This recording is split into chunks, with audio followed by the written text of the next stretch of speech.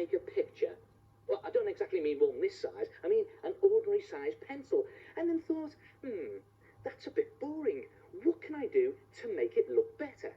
Well, with a little bit of imagination, a pencil or pen this size, and a few simple ideas, your drawings and doodles will spring into life. Just watch this. There's a great way to bring your cartoons and drawings to life. Draw in some special effects. Cartoon special effects. Now, look at this very simple sausage man that I've drawn here. He's standing still, putting two lines just round by his hand, and there you've got his hand moving. It looks like he's waving. Now, the more lines you put in, the more it looks like your cartoon is actually moving. Look at that. In fact, if I even put some squiggly ones in, it looks like he's shaking like a leaf. Well, not only can you get movement into your cartoons, you can also get direction. Here's a runner. I'll put some movement marks in, just to show that he is moving. Now, what about direction? Well, he's moving in this direction, so put some whiz marks in. Even stick in some smoke there to show he's running very fast. Well, not only can you get direction and movement into your cartoons, you can also tell what they're thinking. Have a look at this fella here. Well, to me, he looks fairly angry. So I'll put in some anger marks. What about this chap? Well, he looks to me like he's had a bright idea. Ding! And what about this fella? Well, he looks to me like he's very puzzled and hasn't got a clue. It's good, isn't it? Try it yourself. Even in your comic strips. Oh, it's brilliantly. Take a look at this footballer. There he is, whizzing down the wing there. The ball is moving very fast. Then up at the other end of the pitch, the goalkeeper is waving to a girl in the crowd. Ah, this gives me a good idea, says the footballer. Ding! So what does he do? He boots the ball right to the other end of the pitch. There's the whiz marks. Now here's another one. Impact marks. Put some impact marks there, which is where he booted the ball. Look out behind you, shouts someone in the crowd to the goalkeeper. So he's moving his head. Which direction? And he's turning around very quickly. Too late. The ball whizzes up, hits him on the head, impact marks, and flies off in the other direction.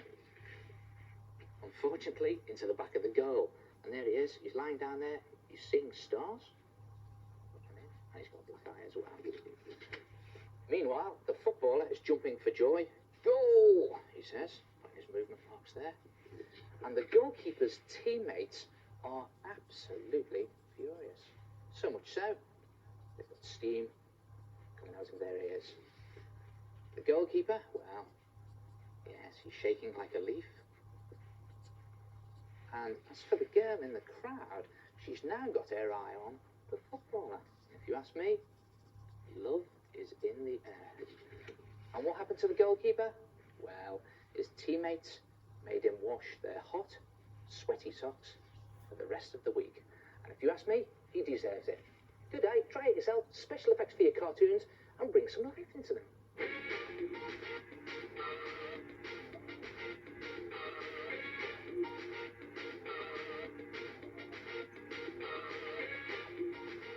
The one thing all cartoon characters had in common is they've all got great facial expressions. And you know, you don't have to be a great artist to create great facial expressions. All you need are two eyebrows, two eyes, and a mouth. Just keep it very simple and watch what you can do with a face just using these three things. Okay, well let's keep the eyebrows the same and the eyes. Let's just move the mouth. Look what happens. And give him a nice big grin. Suddenly, the whole face explodes into life. Right, well let's keep that smile there. Nice big wide smile. Let's keep the eyes the same. And let's alter those eyebrows and see what happens there. Just bring them down a bit. Suddenly, a big cheesy grin turns into a menacing smile. Now the idea is to just keep it really simple. And do you know who the best person is to teach you how to draw facial expressions? Yourself. All you need is your own face and a mirror, and it's a case of looking in the mirror and seeing what your facial features are doing. For instance, what about your eyebrows? Do they go up or down? Your eyes? Wide or narrow? And your mouth?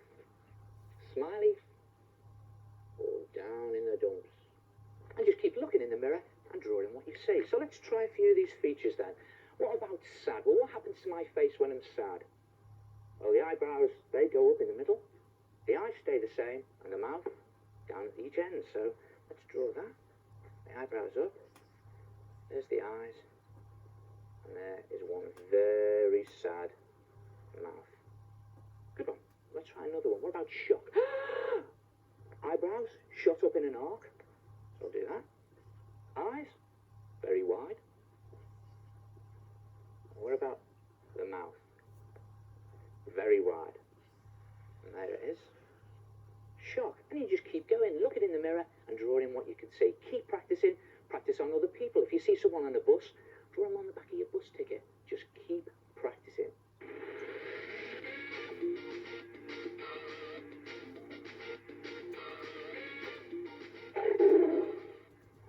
Now it's a case of building up the rest of the face now, and that is where this stuff comes in. Tracing paper.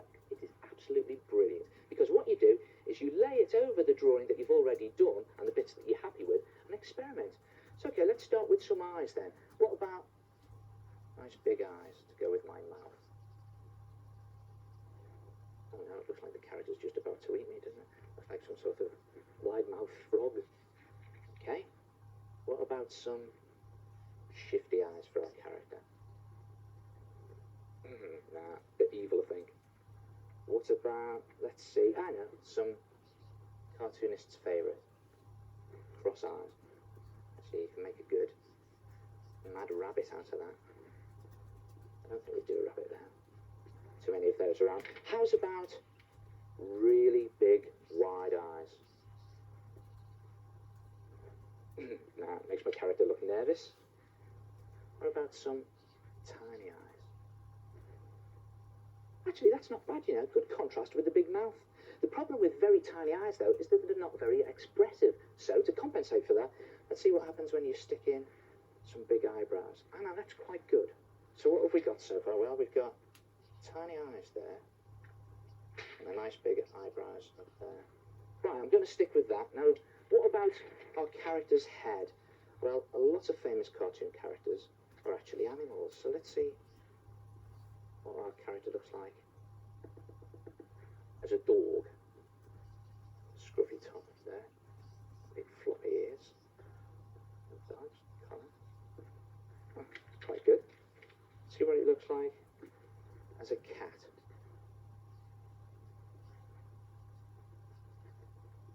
Cheeky whiskers at the side there. Well, that suits him because the big cheesy grin. Let's try something else. What about snake? Ah, I like that. The problem with a snake, though, is it's not, you can't get many features in, and you can't get his hands in, and you can't do many things. So let's try putting in a couple of accessories, maybe a hat on the top. Oh, that's good. See what that would look like on the cat. Big hat on the top. It's amazing how when you start putting things in, the character comes to life. Do you know, I really like that.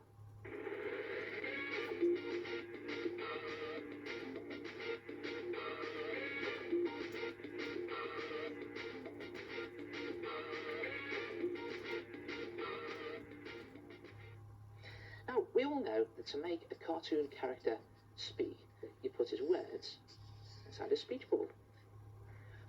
But when you put words outside of the speech bubble, they become sound effects. Now, there are loads of different types of sound effects you can try. Quiet noises. And there are large, chunky ones for the louder noises. And for the louder noises, you can always put a jagged edge around it. I always think it makes it look even louder. What about for long, drawn-out noises? Well, make it long and drawn out. For shorter noises, make your word shorter. What about noises get louder? Just simply the letters bigger and bigger. There it is. So it all depends what type of sound you're looking for, whether it's long or short, quiet or loud, and put some cartoon sound effects into your cartoons. Now here's a a cartoon comic strip that I've been drawing. I want to put some sound effects into it. So there's our hero. He's walking home one night. And what's he doing? He's a musical note in there. He's just whistling. It's a good sound effect there. From the castle on top of the hill, he suddenly hears a cry for help. Ah! It's a very long cry, long word. He runs up to the castle, pushes open the old oak door slowly. Spooky noises like that. So it's good to do the words wobbly. When he got inside the castle, everything was very dark. Suddenly, there was a very loud and chunky crash of thunder. And a bit of lightning. Yes. Everything was still and dark. And from the corner of the room, he heard... Well, I don't know how to spell that, so I'm just going to put... Again, wobbly, spooky lines there, going up and down. He'd appeared into the darkness. He couldn't see anything. Suddenly, there was a puff of smoke. For those muffled noises, it's always good to put the word in a cloud of dust. And then have some gust marks coming down the side. Like that. Standing there in front of him, in a weird sort of light, was a ghost, making the most awful noises. And I'm going to put some dribble marks in here, and that will help the sound effect. Look at that. Not very nice at all. Our hero leapt at the ghost. They both fell to the floor with rather a loud bang. So again, big chunky loud noise. And sometimes the noise is so loud it fills the frame and it goes over the edge. There are two noises, a bang and crash, and put them both in the frame. When the lights went on, our hero was standing there holding a white sheet, underneath which were two of his mates, laughing their heads off. It had all been a rather sick joke. His mates laughed. Louder, and louder, and even louder. Look at that. And what did our hero think of this? Well, it's totally unrepeatable. Try it yourself. Put some sound effects into your cartoons.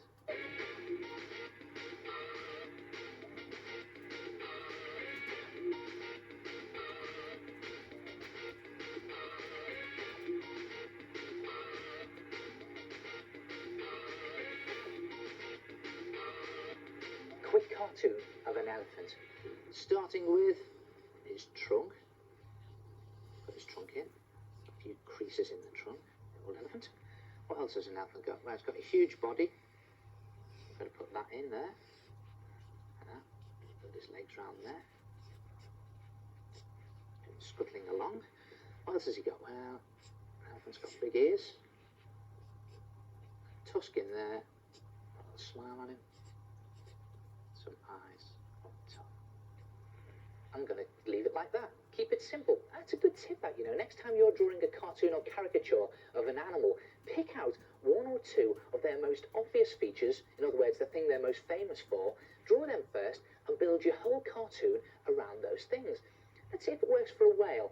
Okay, well, whenever I think of a whale, I just think of a huge body with a big smile on it. They always have big mouths that are smiling. And a tail. Just put the tail in there like that. And then they've got a little eye. Put that in. Give it a flicker on there. And they've always got these spurty, spouty bits at the top.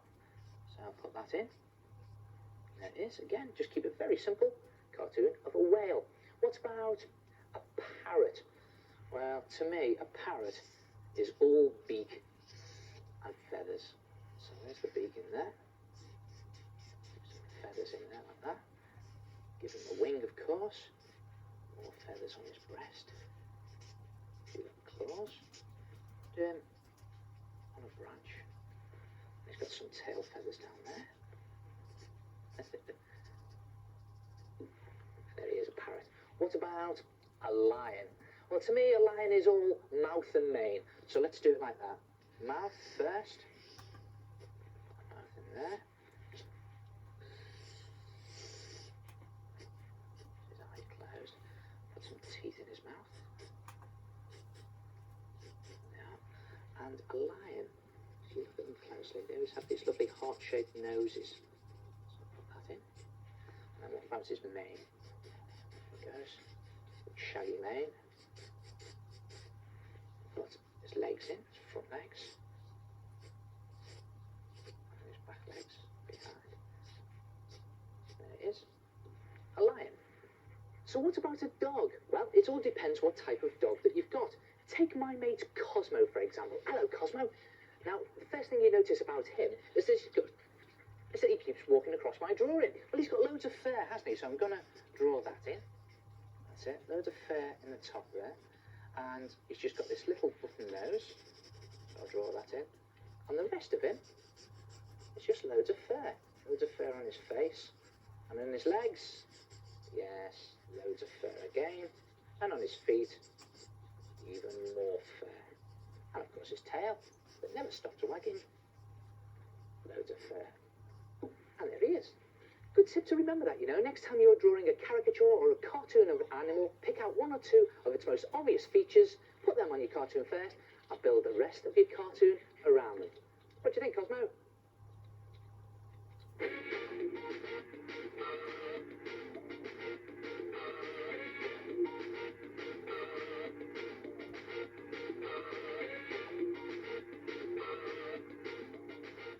Have you ever noticed how many different types of clouds there are in cartoons and comic strips?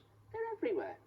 Well, to start with the obvious one, weather clouds. Now, clouds up in the sky are very easy to draw. It's just a case of drawing little curved lines in a ring like that. And you can put one cloud behind the other, like that. Or you can make them an irregular shape. You don't just have to do a ring and do them going all over the place like that. And you could even put the sun behind them, just radiating out like that. And if you want to make your clouds look even fluffier and thicker, just take a light blue pen or pencil, just draw some little curved lines along the inside of the cloud. They look nice and thick and fluffy like that. Well, it's not just weather clouds that you get in comic strips. What about some special effects clouds? Now, here's a dust cloud to start with. You've got this dust cloud just creeping along the floor like this, little curved lines creeping along the floor, and they get bigger the further away from whatever is making the dust. Look at that. And what about some whoosh clouds? There's a whoosh cloud. Watch this. Makes it look as if the car is whooshing along. Now, here's a good tip to remember how to draw whoosh clouds. Just remember 33. Watch this. Little 3, big 3, and then a couple of whoosh lines. And there you have a whoosh cloud. Do it again. Little 3, big 3, and then you've got a whoosh cloud. Now, you also get whoosh clouds in explosions. Explosions are very easy to draw. You just draw this very crazy star shape and write inside it whatever noise it's making, bang, crash, or even wallop. And then you've got some whooshes coming out the side. Remember? Little 3, big 3. Draw another one in there. Little 3, big 3. And if the whooshes are going the other way, you have to draw the 33 back to front. There it is. One up there. Little 3 and a big 3. It's okay. Let's put some special effects clouds into this comic strip. There's Cowboy Tex riding across the desert on his horse. Dust absolutely everywhere. Little curved lines just creeping along the floor, getting bigger the further away from the horse they get. Lovely weather though. There's just one cloud in the sky. Little ring of curved lines there. Tex gets very tired and he decides to stop off for a coffee break. So he lights his campfire. You get little puffs of smoke coming off the campfire. Just rising into the air again, just drawing little curved lines in a ring. Very soon, he falls asleep. And his coffee pot starts to boil. And you just get whooshes of steam coming out. Little 3, big 3. There's a 33. Do another one there. Little 3, 33. There it is. Meanwhile, on the other side of the mountains, the Indians are watching the steam rising from Texas campfire. Now, as we all know, cowboys and Indians love their coffee. So all the Indians get onto their horses and go galloping across the desert towards Tex. Dust flying everywhere. Look at that, little rings just getting bigger, creeping along the floor as they get further away from the horse. Now Tex panics, he thinks they're chasing him. So he gets onto his horse and he gallops off into the distance with a whoosh. Now this whoosh is back to front, so you've got a little 3, big 3, another 33 back to front there, and one more down here. Watch this, little 3, big 3. And so the Indians didn't get their coffee after all, which made them very angry. In fact, so angry, they've got whooshes of steam coming out of their ears. Look at that. And there it is. Try it yourself. Put some special effects clouds into your cartoons.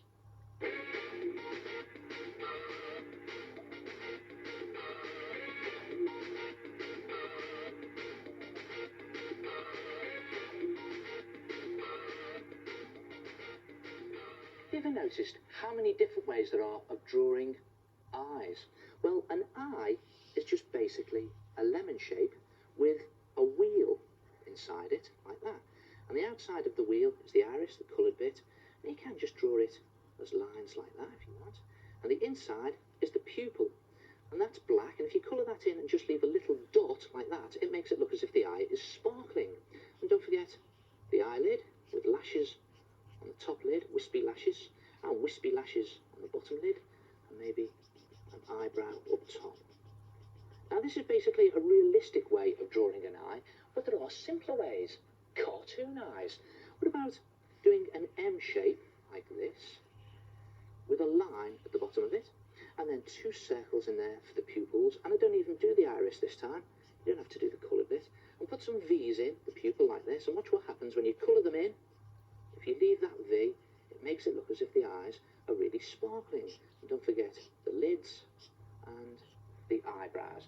And there's an even simpler way of drawing cartoon eyes. You've probably done this many times before. It's just circles with dots inside the circles. And if you put the dots on the right-hand side, the eyes are looking to the right. If you put the dots on the left-hand side, the eyes are looking to the left. And again, don't forget your eyelids and your eyebrows. And the eyelids and the eyebrows give your cartoon even more expression. And you know, it's amazing how expressive and versatile your eyes can be. In fact, your eyes can sometimes speak louder than your mouth. Have a look at this comic strip that I've drawn featuring 2 cats, Tom and Jerry, who live in dustbins. Now, I'm not even going to draw the cats, I'm just going to tell the whole story by drawing their eyes, just to show how expressive they can be. Now, early one morning, the alarm rings, and it wakes Tom up with a start. And when you're shocked, your eyes are open very wide, tiny pupils, and your eyebrows shoot up in the middle like that. Jerry, on the other hand, was the lazy one. He wasn't bothered at all. In fact, he was still half asleep. When you're half asleep, your lids get very heavy, and they half cover your pupils like that. And again, your eyebrows are up like that. Tom had a sneaky idea. Now, when you're up to mischief, your eyes narrow to slits like that. Look at that. Really mischievous. And this time, your eyebrows come down in the middle. Big mischief. He decided to pick up a wooden mallet and bump Jerry's dustbin with it with a big clang. Now this sent Jerry into a complete daze. And when you're dizzy, your eyes, they sort of spin round all over the place, don't they? So this time, I'm not going to draw the pupils as dots. I'm just going to draw them as little curls, one up there and one down there to make it look as if they're spinning round. Your eyebrows go all wobbly all over the place, and you start to see stars. So draw little stars in up there, spinning round. That's a good effect, that. Now, of course, this made Jerry very angry indeed. And when you're angry, your eyebrows come down in the middle, almost to a V, like that. Look at that. And they almost cover your eyes. Now, he was so angry, Tom couldn't bear to look. In fact, he started to fill up. And when you've got tears in your eyes, they go all sparkly, don't they? So I'll just put that V in again to make it look as if his eyes are very sparkly.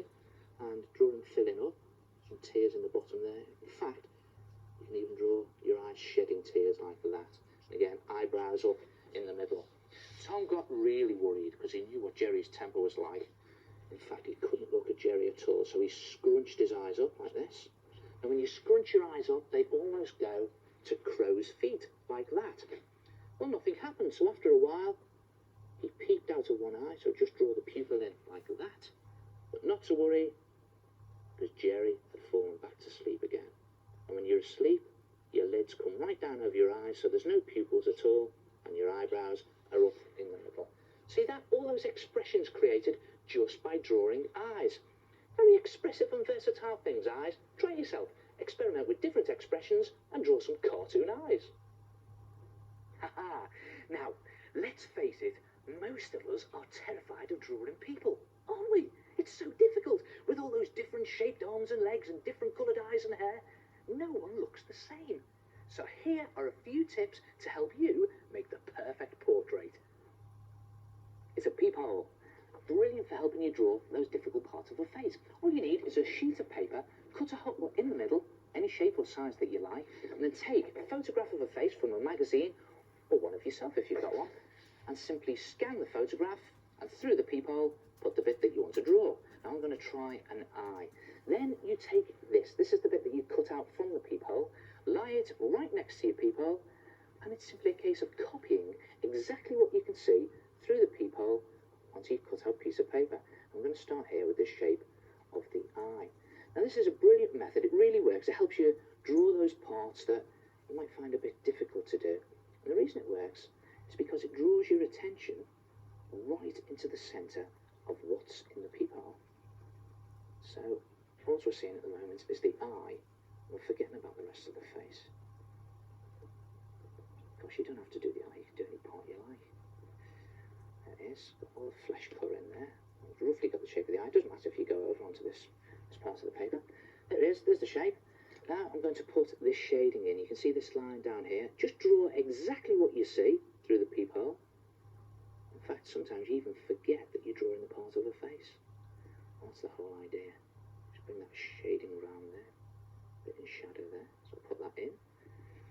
Now, the eye itself, I'll do that again in brown. There it is, the eyelashes. Nice dark brown for them. Just around the edge. And around the top, they're a bit darker, so I'll press harder. And I'm just drawing exactly what I can see through the peephole. Now, the good bit, middle of the eye. So I'm just going to do around the edge of the iris, make it nice and black. Just usually have a black ring around the edge.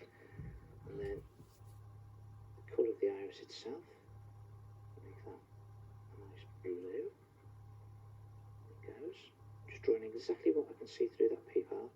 And then the middle bit, which is the pupil, great tip this, always put those shiny bits right on the edge of the pupil because it gives you drawing life. There it is.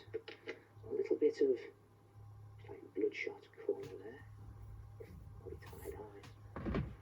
A little bit of shading around the edge of the eye. And there it is.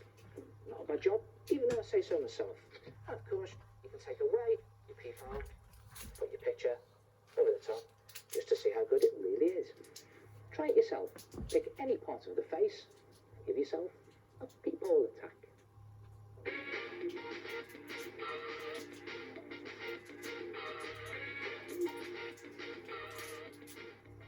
How do you draw noses? Well, you can draw them like that, or you can draw noses like that, or you can even draw noses like that. Now that's okay for a quick doodle, but if you want to make your cartoons a bit more realistic, think of noses in terms of bridges, bubbles and balls. That's a bridge at the top of your nose, a bubble right on the tip of your nose, and the two balls are the nostrils, one on either side of your nose. Now how does that look like on paper? Okay, well let's draw the nose from the front. There's the bridge, and then you've got a bubble at the end, and then on either side the two balls are the nostrils, like that. So already that's beginning to look a bit better. And from the side you've got a bridge there, and then you've got the bubble on the end, and then you've got one of the balls or the nostril on one side, and you can't see the other one because it's on the other side of the nose. Now of course not all noses look the same. Sometimes you may have a very short bridge with a huge bubble on the end like that, and you can hardly see the two nostrils because they're just tucked away. Or you may have a very long, droopy bridge with hardly any bobble on the end, like that. Maybe two big nostrils at the side. Now, it's amazing how much character a nose can give a face. Watch what happens when I draw the same face with different noses. Let's start with a very distinguished nose, like that. Okay, remember that. And then let's do a very different nose on this one. What about a little turned up bobble at the end? There, like that. It's already looking a bit different. And then on this one, let's put a sort of very wobbly, broken conch. Something like that. And then again, something very different. A long bridge, little bobble at the end, and huge nostrils like that. And you know, it's amazing how much a nose can give a cartoon character its identity. Let's have a bit of fun with this. Look at this. Okay, Buster, said Mr. Big with the big bobbly nose. Where did you put the jewels? No problems, boss, said Buster, the crook with a very crooked nose. I've hidden them where no one will ever get a whiff of them, boss. Just put his hair in like that. Nice broken nose there. Ah, no one will ever get a whiff of them, hey? That's where you're wrong, said Inspector Boffin with a turned-up, pointy nose.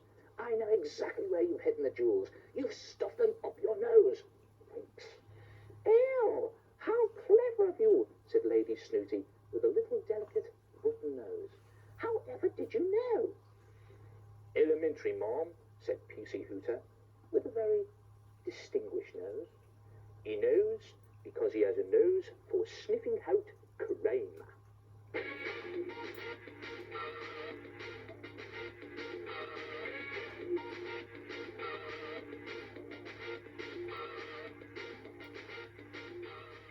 You have a bit of difficulty drawing people.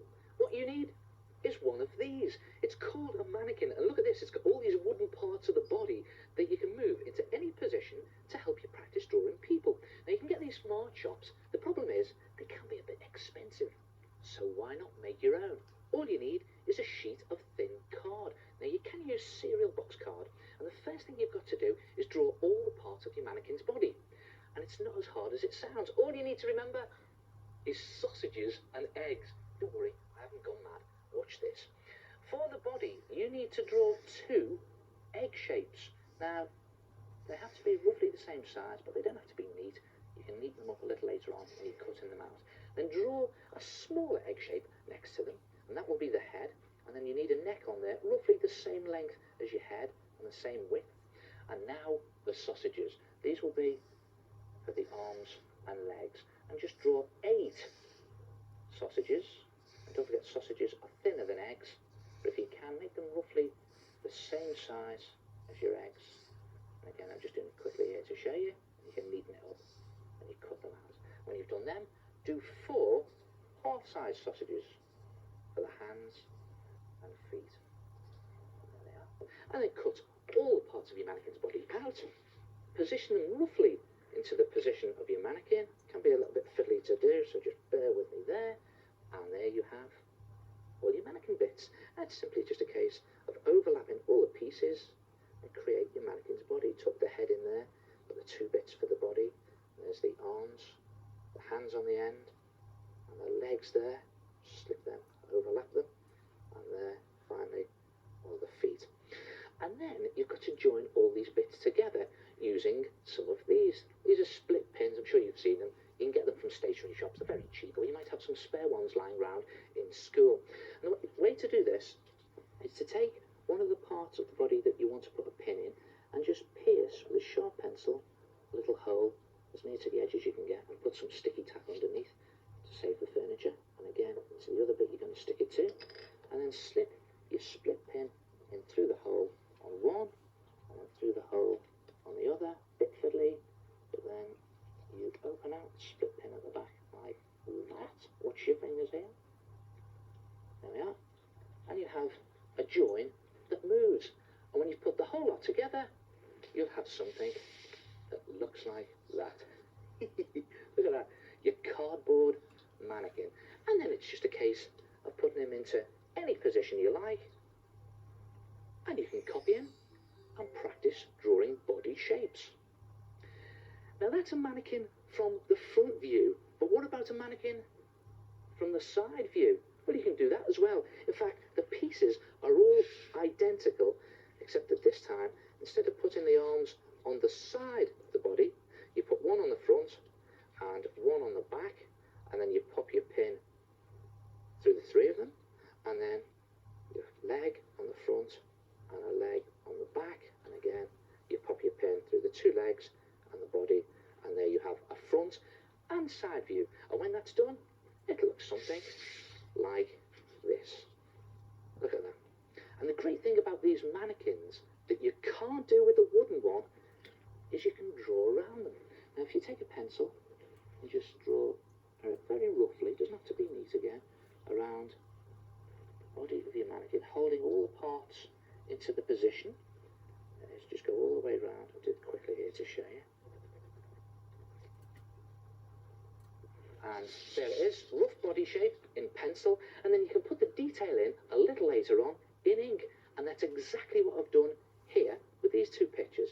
Look at that, there's a skier, I did that in pencil first, and there is a dancer, again, done in pencil, and then inked over later, and of course, you rub out the pencil lines.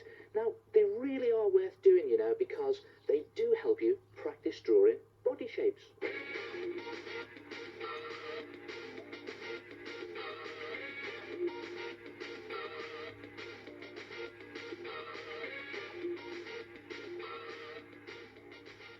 Do you know, a lot of famous artists have difficulty drawing hands.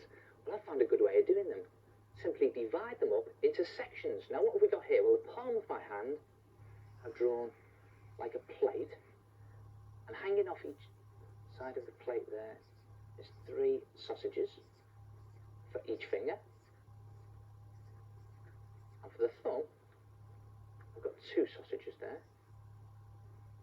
There it is. Now, it's just simply a case of watching what each of those sausages does. And look at this. Put my hand into that position. What have we got there? Well, we've got the plate. And there. And we've got 1, 2, 3 sausages there. We've got 1, 2, 3 there. The thumb. We've got 1, 2, pointing up like that. Now, if you do this in pencil, you can go over it afterwards with a pen. And then it's just a case of, when you've done it, rubbing the pencil out. There you have it. A hand. Handy thing, sausages. Don't forget, keep practicing.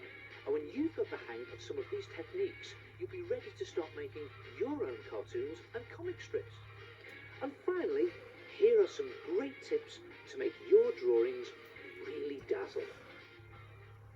There are loads of different types of coloured paper you can buy, and the great thing about coloured paper is you can use the colour as part of your picture, so you sort of get one colour or shade for free.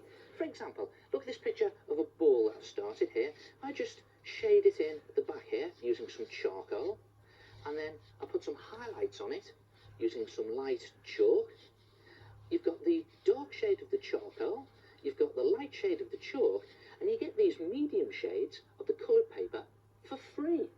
Now, there are some great textured coloured paper that you can buy, which is perfect for drawing on in charcoal and chalk, but they can be a bit expensive. So this is what I do. I tear off a strip of scrap cardboard from a cardboard box, and it's got a great texture on it for drawing on, and you can also use the colour of the cardboard as part of your picture. So, okay, I'm just going to start to block in the detail on my picture.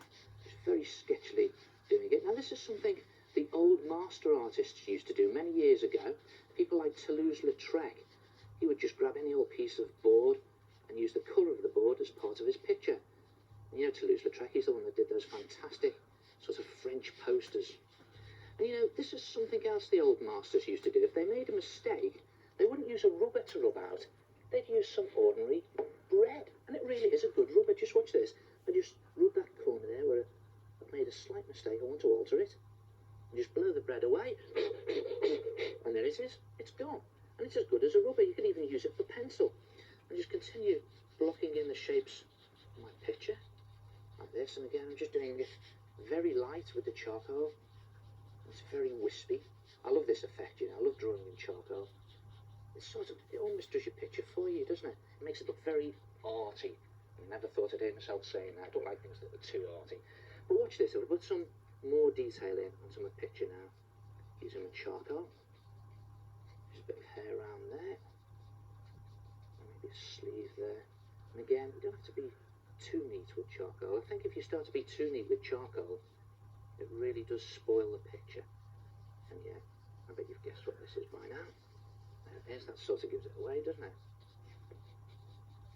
I don't know who it is though. I suppose with the long hair it could be Agassi. Although he probably changes his hairstyle by the day. So there you go. Little bits of detailing. Little socks down there. And again, just gently stroking the charcoal across my picture. Now I'm going to put some shade in.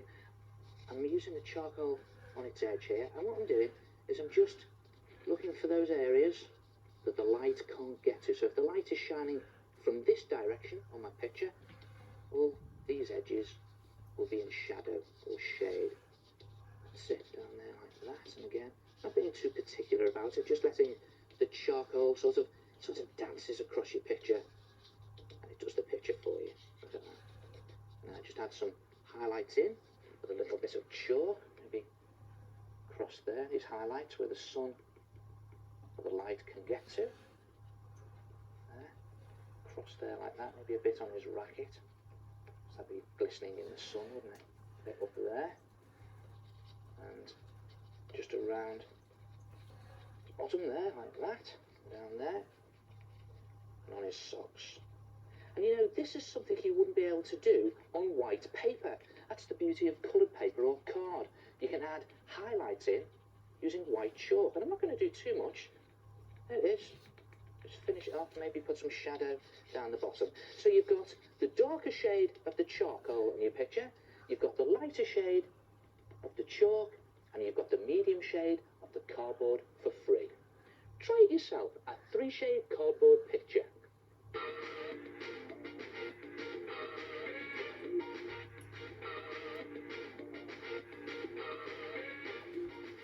Just take a very quick look at this cartoon that I've drawn. Now what do you think's missing from the picture? I'll give you a clue. It's something that follows you around all day. Got it? Shadows. But where'd you put the shadows in your picture? Well, here's a good tip. Look for the place that the light can't get to. Now in this picture, the light is coming from this street lamp here, so I'll just chalk that in like that. And it'll be shining out in this direction. And it'll be shining down onto the man, down this side of him, so the light won't be able to get to this side of him. So I'm just going to draw in the shade down his left-hand side there. And of course, no light will be able to get under the brim of his hat, so I'll put that in. And just doing it very quickly like that, putting shadow or shade all the way down that side where the light can't get to. All the time looking for those little nooks and crannies. And put it on his legs as well, because the light won't be able to get under his coat. And don't forget, he'll be casting a shadow out across the pavement because the light can't get to it because he's standing in the way. And also up the wall like that. And there it is. Now one place the light will be coming from in a lot of your pictures is the sun. When you're drawing your picture, you have to decide where the sun is in your picture. And let's just put it peeping over the horizon there. In fact, it's going down at the end of the day. And then just look for the places that the light can't get to. So on the coach, it'll be in shade at the back there like that, maybe one of the wheels underneath. And on the horse's bottoms, like that, and they'll be getting a nice suntan up front. And don't forget the coach will be casting out a shadow along the ground. And on the cowboy himself, well, that side will be in light, and this side will be in shade.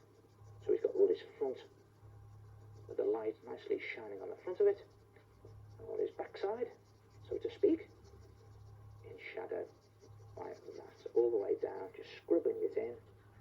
Great effect. And don't forget on his gun there, and down that on. And don't forget, he will also be casting a shadow with the light shining between his legs, and how the shadow goes in that direction. And what about the cactus? Yeah, you've got it. It's down this side of the cactus like that, with the shadow out in that direction. Try it yourself. Put some shadows into your pictures and look for the places that the light can't get to.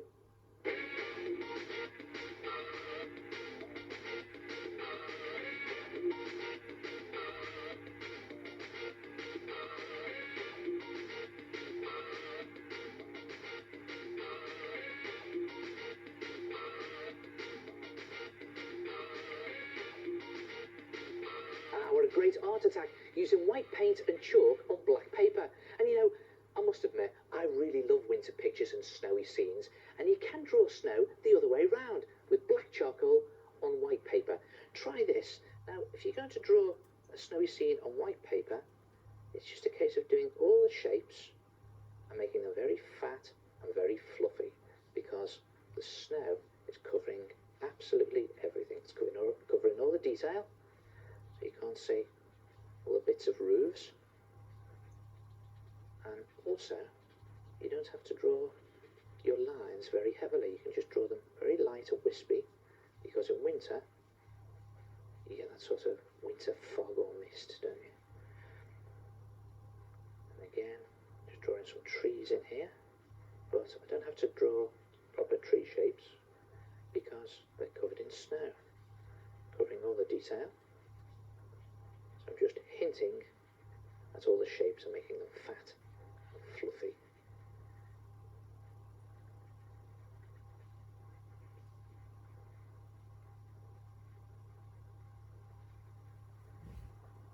And again, just drawing very light, wispy lines gives the impression that everything is just covered in snow.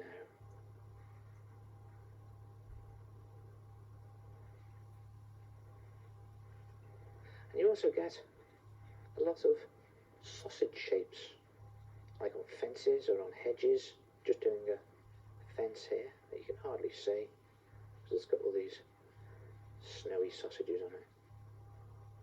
See a bit of the fence peeping through, the fence posts.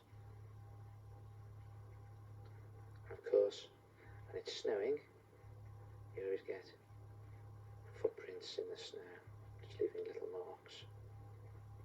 And over here, more sausages. Again, you don't see much detail because it's all hidden by the snow. And of course, in the winter you get lots of icicles on things, so a couple of icicles there. Yeah, you've guessed it. There he is.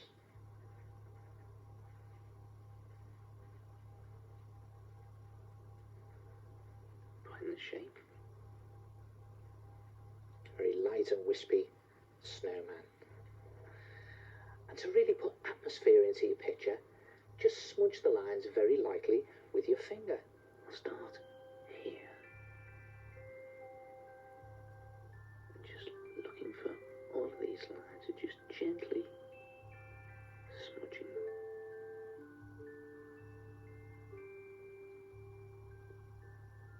Let's see what happens. It makes it look all misty, like on a cold and frosty winter's morning. Not too hard, just gently smudge the lines across your paper. Give it this lovely misty effect, a bit of a snowman. And there it is, a winter picture.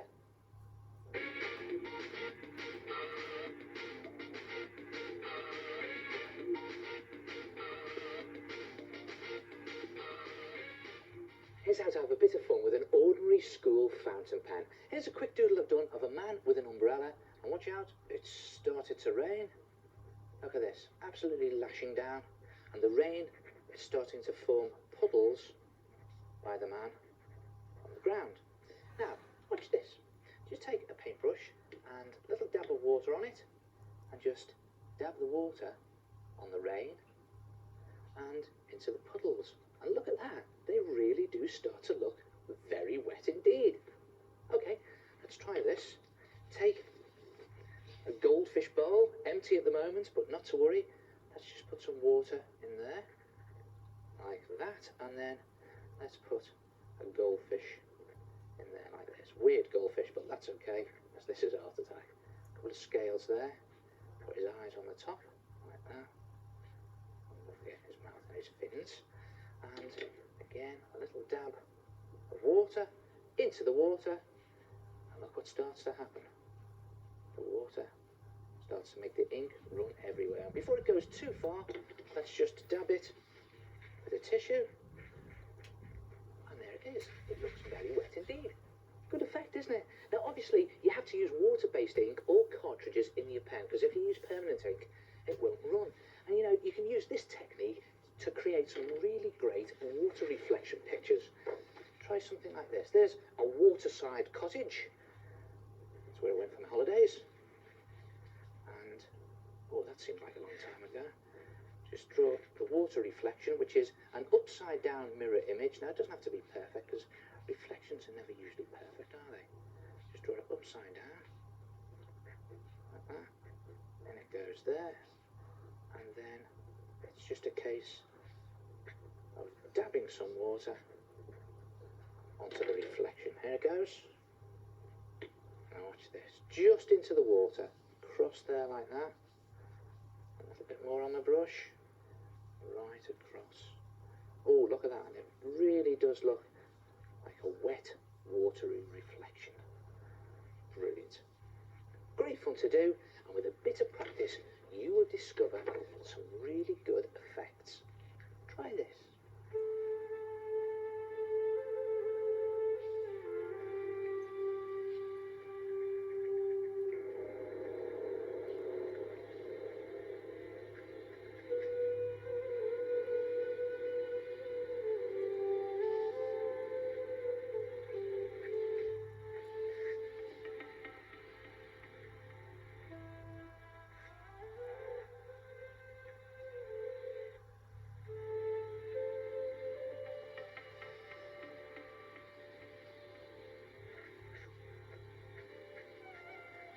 Now, the clever bit.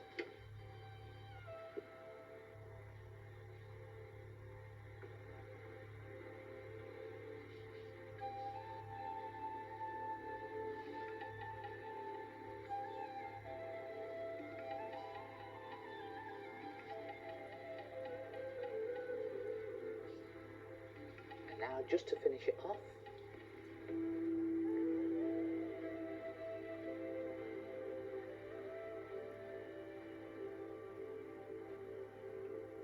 try it yourself. Have some fun with a fountain pen. Well, that's it. I do hope you've enjoyed this video. And don't forget to look out for others in this series. And remember, don't be afraid to try out new things for yourself, because there are as many ways to use these things as there are ideas in your own head. See you again. Ta-ra!